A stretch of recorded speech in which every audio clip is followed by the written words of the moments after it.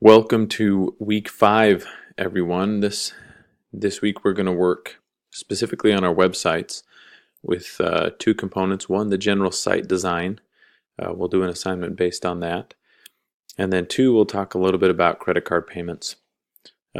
Some of you may be using credit card function on your website. Some of you may not be, but it's a valuable skill set to have either way, regardless of the specific business model that you've launched. And so it's going to be part of the curriculum.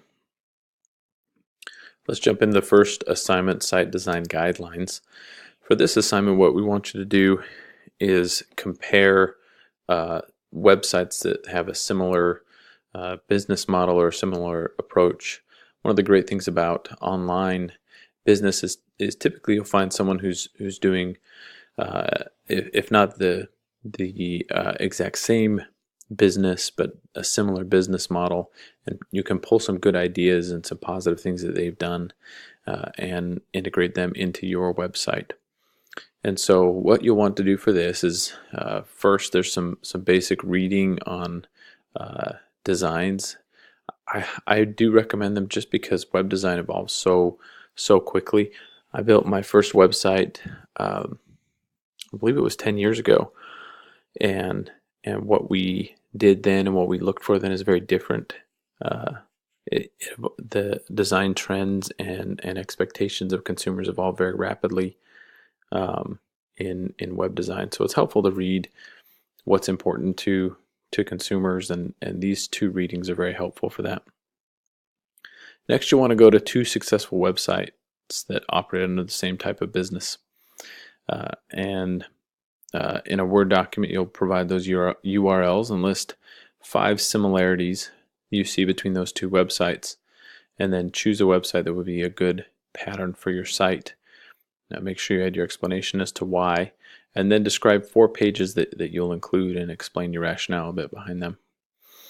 So for example, a website I've always admired is apple.com. And one of the reasons is that there's a clean and simple design. They've got the navigation here across the front that is pretty self-explanatory, and then you can get to their product right away. The first thing you see is what they feel is most important for you to see, and that's their product. So you can get to a product purchase right away, which is the core purpose of their website.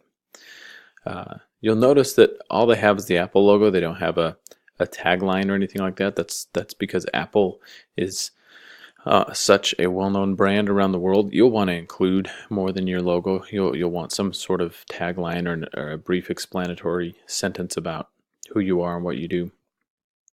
That's one thing I would add for your business.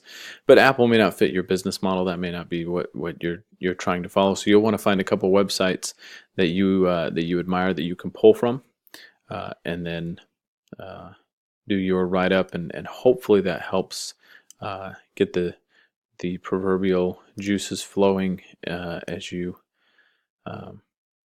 develop your website and start your design. So you'll have your discussion board on site design guidelines, hopefully a place to share some ideas of what you found and what you liked.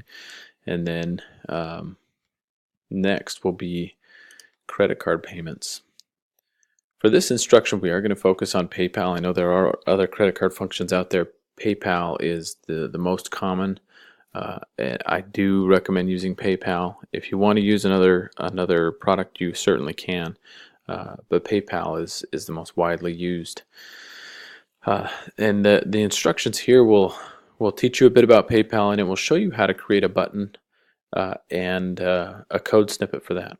And so what you'll submit is you'll copy the code snippet from the button, paste it into your document, and then identify 3 questions that you need to have answered.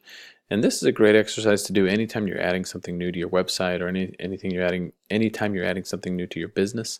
Anticipate ahead of time what are some of the barriers, what are some of the questions you'll come up with, and that helps as you're beginning the process.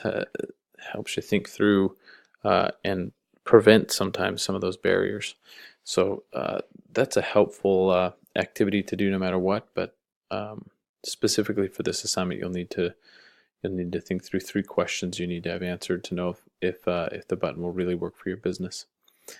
And then the next steps down here, which again it's optional whether or not you'll use this on your website, but if you're going to use it, now is a good time to go ahead and install PayPal on your site, and that will fulfill that third-party transaction requirement for Project 2. That will be about it for week 5. You'll have your discussion board and weekly reflection.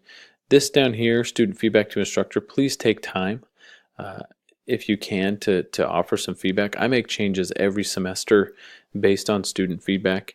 It's important to me. It impacts the course not only for this semester but for future semesters. And so I try and change and evolve my approach to teaching each semester based on that feedback. So I do find it very valuable.